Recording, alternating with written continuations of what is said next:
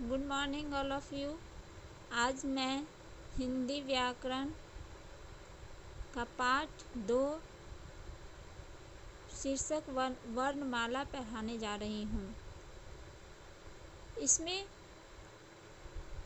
वर्णमाला क्या है? वर्णमाला वर्णों के समूह को वर्णमाला कहते हैं। लेकिन सबसे पहले ये जानना जरूरी है कि वर्ण किसे कहते हैं, वर्ण क्या है। जब हम लोग बात करते हैं तो हमारे मुंह से कुछ ध्वनियाँ निकलती हैं और ये ध्वनियाँ को उच्चारण के रूप में हम लोग उसको वर्ण कहते हैं। जैसे मुंह से क्या निकला? कछुआ। अब ये कछुआ जो है वो वर्णों का समूह है, यानी कछुआ में बहुत सारे वर्ण मिले हुए हैं। तो कछुआ में कौन कौन सा वर्ण मिला हुआ है? तो आधा क है, यानी क में हलंत है, इसलिए उसको आधा क कहते हैं। प्लस अ है, प्लस आधा छ है, प्लस उ है और प्लस अ का आ मिला हुआ है, यानी ये 5 वर्ण हैं। कछुआ शब्द जो ध्वनि मुंह से निकला उसमें कितने वर्ण समूह मिले हुए हैं? तो ये 5 वर्णों का समूह है। उसी तरह रेल है, तो र आधा र हो गया, उसमें एक की मात्रा मिला हुआ है, प्लस ल आधा ल है और प्लस अ की मात्रा है। ये चारों वर्ण मिलकर एक शब्द बनाया जिसको रेल कहा गया। उसी तरह खिलौना है, आधा ख है, प्लस ह्रस्व ई है, प्लस आधा ल, प्लस औकार की मात्रा, प्लस आधा न और प्लस आ की मात्रा है। ये 6 वर्ण हो गया और ये 6 वर्ण एक शब्द बनाया जिसको खिलौना कहा गया है। इसी तरह इन ध्वनियों से एक शब्द बनता है और बहुत सारे शब्द वाक्य बनाते हैं और ये वाक्य अंत में क्या बनती है? एक भाषा बन जाती है। हिंदी में अनेक ध्वनियाँ हैं। जैसे अंग्रेजी में पढ़ते हैं, सबसे छोटा लेटर कहलाता है, उसमें क्या होता है? अल्फ़ाबेट कहते हैं A to Z तक। उसी तरह हिंदी में सबसे छोटी इकाई वर्ण कहलाती है। तो ध्वनि को बोलने और लिखने का ढंग अलग अलग होता है। इसी ध्वनि के बोले और लिखे जाने वाले रूप को वर्ण कहते हैं। अब वर्ण क्या है? वर्ण भाषा की सबसे छोटी इकाई है जिसे खंड या टुकड़ा नहीं किया जा सकता। वर्णों को लिखने के लिए एक निश्चित क्रम होता है, यानी वर्णों को समूह बनाया जाता है लेकिन एक क्रमबद्ध में बनाया जाता है, क्रम से बनाया जाता है। और ये क्रमबद्ध वर्णों का समूह क्या कहलाता है? वर्णमाला कहलाता है। अब हिंदी के जितने भी वर्ण हैं उसको 2 भागों में बांटा गया है। पहला है स्वर वर्ण और दूसरा है व्यंजन वर्ण। अब ये स्वर वर्ण क्या है? तो भाषा का वैसा वर्ण जिसके उच्चारण में किसी अन्य वर्ण की सहायता नहीं ली जाती है, उसे क्या कहते हैं? स्वर वर्ण कहते हैं। जैसे आपके यहाँ आपने दिया गया है बुक में आकार आ, ह्रस्व ई, दीर्घ ई, ह्रस्व उ, दीर्घ उ, री, ए, ओ, औ, अ अनुस्वार अन, अ विसर्ग अ और ये आ आकार चंद्र बिंदु है आ। तो वैसे तो स्वर वर्ण की संख्या कितनी है? 11 है।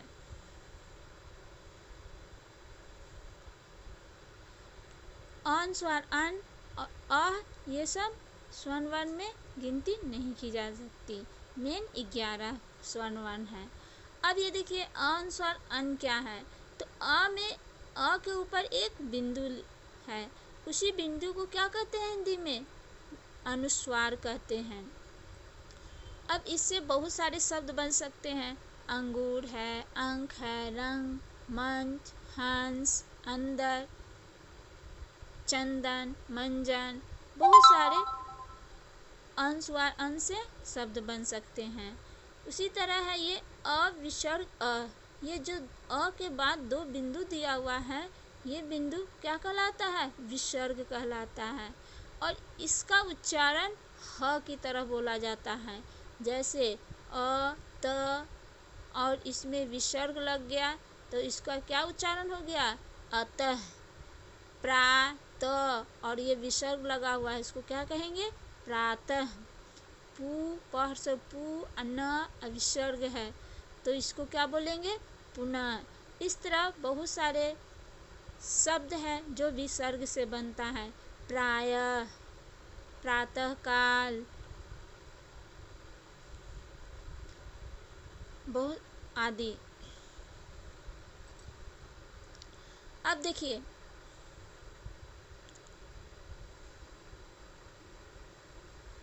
उसी तरह है, अब ये विसर्ग हो गया, अनुस्वार हो गया। अब ये अ पे चंद्र बिंदु दिया हुआ है, ये अ पे चांद की मात्रा है और ऊपर बिंदु दिया हुआ है, तो इसको चंद्र बिंदु भी कहते हैं और इसको शब्द में क्या कहते हैं? अनुनासिक भी कहते हैं। अनुनासिक क्यों कहा गया है? क्योंकि इसका उच्चारण में नाक और गले की सहायता ली जाती है। बोल के आप लोग देखिए, माँ। माँ में क्या है? माँ। वैसे तो अगर चंद्र बिंदु न हो तो क्या कहलाएगा? माँ। अगर चंद्र बिंदु दिया जाता है तो उसको माँ बोलते हैं। तो उसके उच्चारण में क्या हो जाता है? नाक से भी ध्वनि निकलती है और गले से भी, इसलिए उसको अनुनासिक कहा गया है। उदाहरण में देखिए, आँख, गाँव, यानी जिस वर्ण पे चंद्र बिंदु लगता है उसमें आ, नाक और गले की ध्वनि उस वर्ण पे जोड़ दिया जाता है। पाँच, दांत, कांच, बहुत सारे शब्द हैं। अब देखिए आ है, आ पर चंद्र बिंदु नहीं है, चांद है लेकिन बिंदु नहीं है, इसको औ का उच्चारण दिया जाता है। यह ध्वनि अंग्रेजी भाषा में बोली जाती है और इसका प्रयोग होता है। इसका उच्चारण औ की तरह होता है। जैसे बॉल, बाल भी बोल सकते हैं लेकिन बाल नहीं बोलते हैं, बॉल, इसका उच्चारण क्या है? बॉल है। उसी तरह डॉक्टर, ऑफिस, कॉलेज। तो इस तरह के बहुत सारे अंग्रेजी शब्द हैं जिसमें ये इस वर्ण का उपयोग किया जाता है। अब देखिए इस तालिका में स्वर और उसकी मात्रा और व्यंजन के साथ उसका रूप स्पष्ट हो जाता है। जैसे ये है स्वर्ण वर्ण में, स्वर्ण वर्ण में कौन कौन आता है? अ, आ, ह्रस्व ई, दीर्घ ई, ह्रस्व उ, दीर्घ उ, री, ए, ओ, औ। ये 11 वर्ण है जो स्वर्ण वर्ण है। अब इसमें कोई मात्रा नहीं है, इसमें किसी वर्ण की सहायता नहीं लिया गया है। आ है तो आ की मात्रा है, ई है तो ई की मात्रा है, दीर्घ ई है तो दीर्घ ई है। अब ये ध्यान दीजिएगा कि ह्रस्व ई आगे की ओर है, टोपी पहनाया हुआ, और दीर्घ ई में पीछे की ओर टोपी पहनाया हुआ है। ऊ में ऊ को भी ध्यान से देखिए, ह्रस्व ऊ आगे की ओर मुड़ा हुआ है और दीर्घ ऊ पीछे की ओर मुड़ा हुआ है। और री है, री में क्या है? ये वर्ण के नीचे की ओर लगता है री की मात्रा। ए में खड़ी पाई है, एक है, और ए में 2 खड़ी पाई लिखा हुआ है। ओ में क्या है? एक लाइन है और ओ की मात्रा है। औ में 2 खड़ी पाई है। उसी तरह व्यंजन है, तो व्यंजन में देखिए ये ध्यान दीजिए, स्वर में किसी अन्य वर्ण की सहायता नहीं लिया गया है, लेकिन व्यंजन वर्ण में क्या है? जैसे ये क है, इसको पूरा क नहीं बोलेंगे क्योंकि इसमें हलंत लगा हुआ है। जब हलंत लगा हुआ है तो इसको आधा क बोलेंगे। और इसमें स्वर्ण वर्ण अ लगा तो ये हलंत क में लगा हुआ है, इसका मतलब आधा क है। और इसमें स्वर्ण वर्ण अ लग गया, तो स्वर्ण वर्ण अ लगने से क्या हो गया, ये पूरा क कहलाया। तो ये क क्या हो गया, स्वर्ण वर्ण ये क नहीं हुआ, क्योंकि इसमें स्वर्ण व्यंजन वर्ण हो गया। अब ये स्वर्ण वर्ण नहीं रहा, क्योंकि क में अ लग गया है, यानी क में स्वर्ण की मात्रा जुड़ता है तो क्या बन जाता है, व्यंजन वर्ण बन जाता है। उसी तरह क में आधा क में आ की मात्रा जुड़ गया तो क्या हो गया, का व्यंजन वर्ण हो गया। इसी तरह क में ह्रस्व ई की मात्रा जुड़ गया तो क्या हो गया, क ह्रस्व ई की हो गया। आधा क में दीर्घ ई की मात्रा जुट गया तो क्या हो गया, क दीर्घ ई की हो गया। उसी तरह आधा क में ह्रस्व उ की मात्रा जुड़ गया तो क्या हो गया, क ह्रस्व उ। आधा क में दीर्घ उ की मात्रा जुट गया तो ये क दीर्घ उ हो गया। अब आधा क में री की मात्रा जुड़ गया तो क्या हो गया, क री कार क्री। आधा क में ए स्वर्ण वर्ण जुड़ गया तो ये व्यंजन वर्ण क्या हो गया, क ए कार के। क में ए कार की मात्रा जुड़ गया तो क्या हो गया, क ए कार कै, ये व्यंजन वर्ण हो गया। आधा क में ओ की मात्रा जुड़ गया तो क्या हो गया, क ओ का को। आधा क में अ की मात्रा जुड़ गया तो क्या हो गया, क ओ का क। और क में आधा क में आ और ये चंद्र लग गया तो क्या हो गया, क। तो इस तरह स्वर्ण वर्ण क में स्वर्ण वर्ण मिल गया तो ये व्यंजन वर्ण बन गया, यानी व्यंजन वर्ण में स्वर्ण वर्ण की सहायता लेनी पड़ती है। अब देखिए र के साथ ह्रस्व उ और दीर्घ उ लगने पर कैसे लिखे जाते हैं। तो र देखिए, र में हलंत है, इसका मतलब ये आधा र है, प्लस स्वर्ण वर्ण ह्रस्व उ लगा हुआ है। तो ये ह्रस्व उ लगा हुआ है तो याद रखिए र में ह्रस्व उ इस तरह सिर्फ टोपी की तरह मुड़ा हुआ है, तो ये रू ह्रस्व उ हो गया।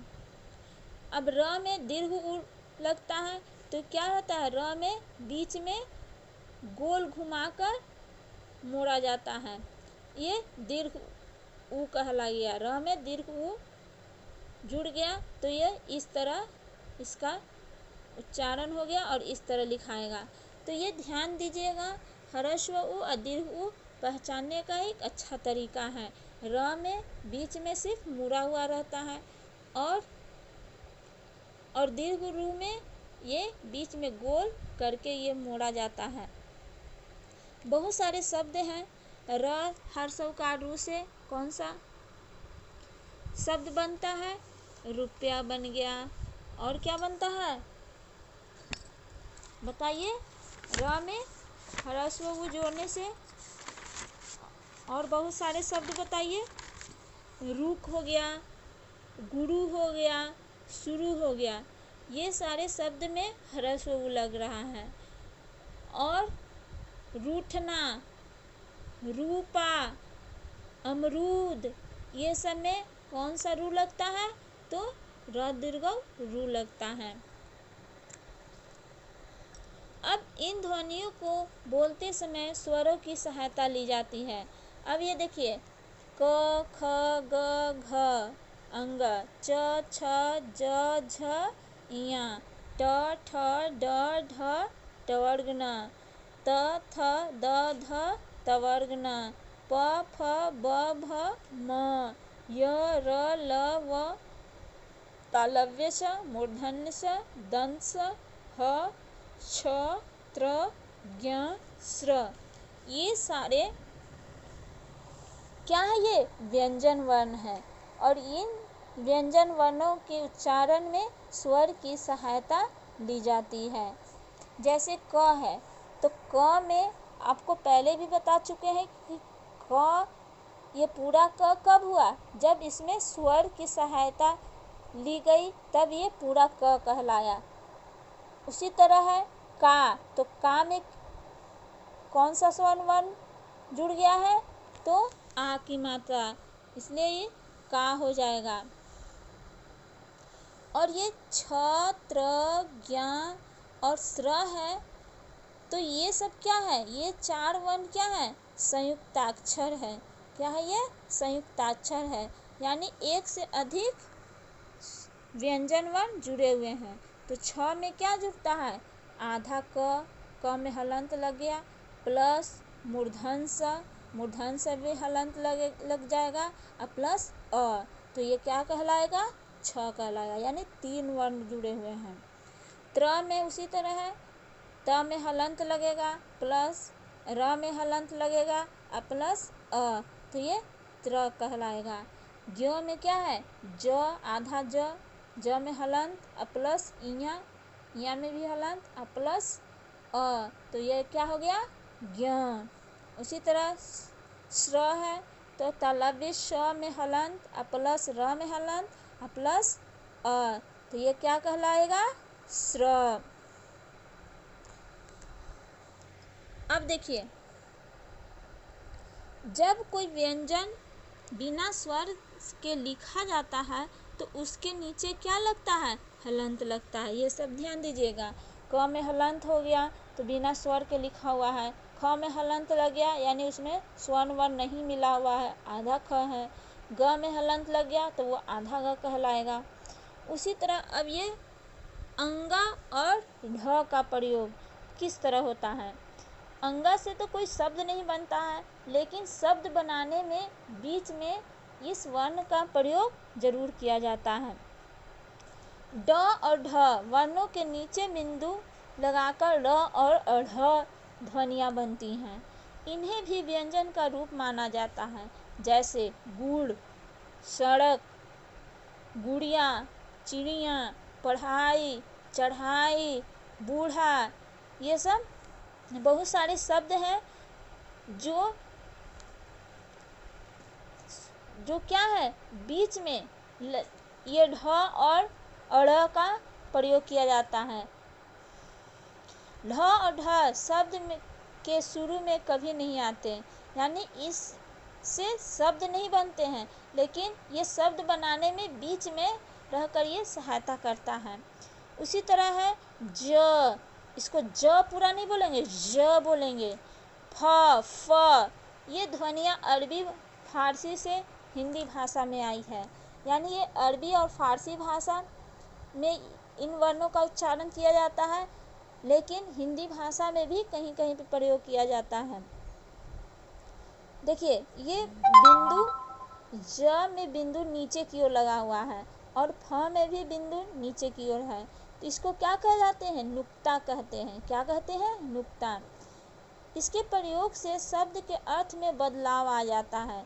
जैसे फन, फन है, तो फ में बिंदु नीचे नहीं लगा हुआ है, ये क्या हो गया? इसमें नुक्ता नहीं लगा हुआ है, इसलिए फन कहेंगे। फन का अर्थ क्या हुआ? सांप का फन।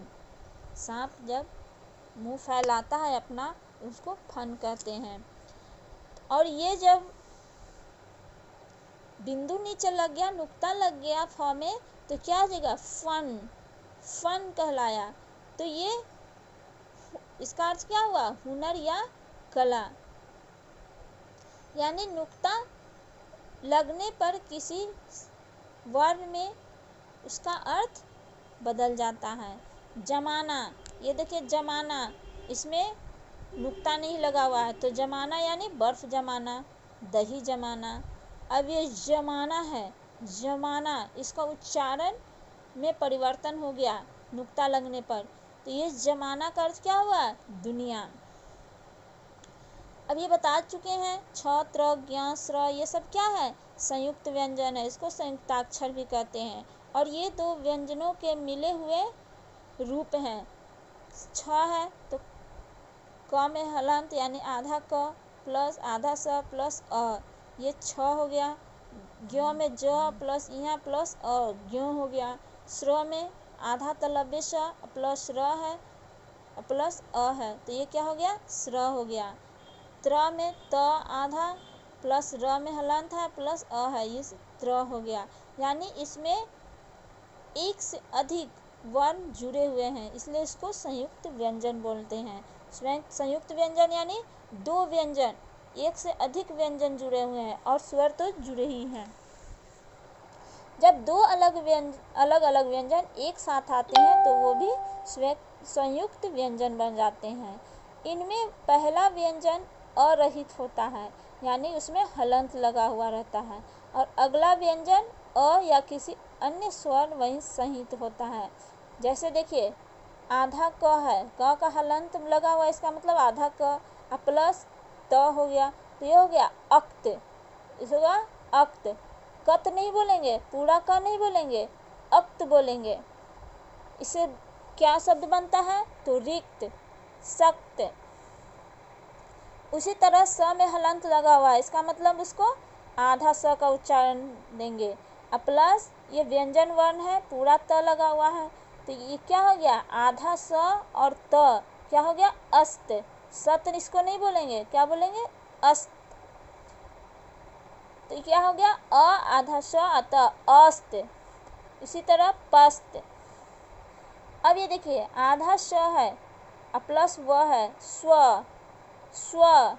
अब इससे शब्द क्या बनेगा, स्वागत। स्व नहीं बोलेंगे, स्व स्वागत, स्वयं।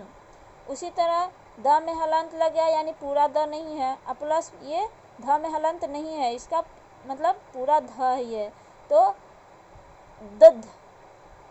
इसको क्या बोले, शुद्ध, यानी द को पूरा उच्चारण नहीं करेंगे, इसमें द यूज हो रहा है लेकिन पूरा नहीं हो रहा है, शुद्ध। इसी तरह बुद्ध। अब देखिए द्वित वर्ण क्या है, तो एक ही व्यंजन जब साथ साथ आते हैं तो उनका रूप इस प्रकार हो जाता है, यानी एक ही व्यंजन जो है वो साथ में रहते हैं। जैसे क है, क में हलंत लग गया यानी आधा क हो गया, और इसके साथ में ये व्यंजन वर्ण क है, तो आधा क और पूरा क दोनों साथ में जुड़ गए तो क्या हो गया, कक। अब उसी तरह शब्द बनेगा पक्का, यानी ये जब आधा क है तो उसमें पूरा क का उच्चारण नहीं लेंगे, पक्का नहीं बोलेंगे, क्या बोलेंगे, पक्का। उसी तरह है च में हलंत हो गया, यानी इसका पूरा च का उच्चारण नहीं हो रहा है, और ये प्लस पूरा च है, यानी इसमें पूरा च का उच्चारण करेंगे, यानी फर्स्ट में आधा च और लास्ट वाला पूरा च, तो चच। अब इससे शब्द क्या बनेगा, कच्चा। उसी तरह है ट में हलंत है प्लस पूरा ट है, तो क्या होगा, टट। तो इसमें शब्द क्या बन जाएगा, लट्टू। आधा ब है और ब है तो बब, तो इससे क्या शब्द बनेगा, गुब्बारे, फब्बारे। अब देखिए र के विभिन्न रूप हैं। अब र को सिर्फ र से ही प्रयोग नहीं किया, उसको लिखने के लिए बहुत सारे रूप होते हैं। जब र से पूर्व कोई वर्ण स्वर रहित होता है तो र उस वर्ण के नीचे लगता है। कहने का अर्थ है कि जब र में हलंत लग गया तो वो पूरा र नहीं कहलाता है,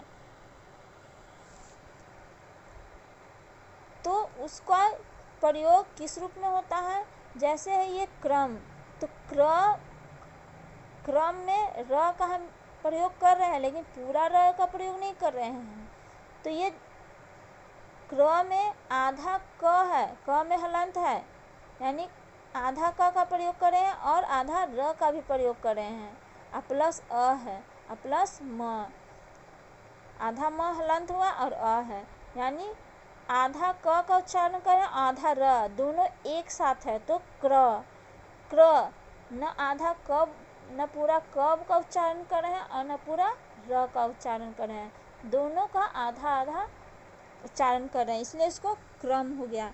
और ये क के नीचे क्या लगा हुआ है, र का प्रयोग हो रहा है, यानी उसको पदेन बोलते हैं, क्रम। उसी तरह है ग्राम, ग्राम में भी ग के नीचे पदेन लगता है। अब देखिए ट ड में र का रूप वर्ण नीचे इस रूप में होता है। अब देखिए खड़ी पाई वाले वर्णों को छोड़कर बाकी सब में र का प्रयोग किस रूप में होता है? उसके नीचे वाले में। जब घुमावदार वर्ण होता है तो इसमें र का प्रयोग नीचे की ओर होता है। जैसे ट्रक, ट्रक में र की मात्रा है आधा र। राष्ट्र में ट में र की मात्रा है आधा र, तो ये नीचे की ओर लगता है, उल्टा भी की तरह। उसी तरह ड्रामा है, ऐसे बहुत सारे शब्द हैं। अब देखिए जब र स्वर रहित हो यानी आधा र हो तो अगले वर्ण के रूप पर लगता है और उससे पहले बोला जाता है। जैसे कर्म यानी बीच में हो तो उसको पूरा न बोलकर जो बाद वाले वर्ण है उससे सटे उसमें ऊपर की ओर उसको रेफ कहते हैं, ऊपर की ओर लगता है और उसका उच्चारण आधा र होता है।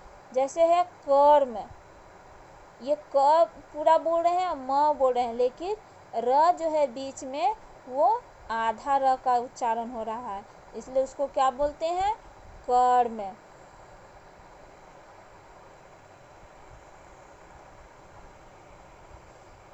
अब ये देखिए वर्ण विच्छेद। अब वर्ण विच्छेद क्या है? किसी शब्द के वर्णों को अलग करना वर्ण विच्छेद कहलाता है। यानी वैसे शब्द जिनके प्रत्येक वर्ण को अलग किया जाता है यानी विच्छेद किया जाता है तो उसको वर्ण विच्छेद कहते हैं।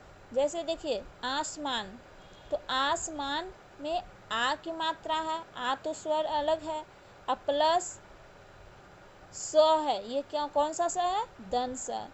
तो ये स पूरा स नहीं है, इसमें अ की मात्रा छिपा हुआ है, इसलिए अ को अलग कर देते हैं और स में हलंत लगा देते हैं।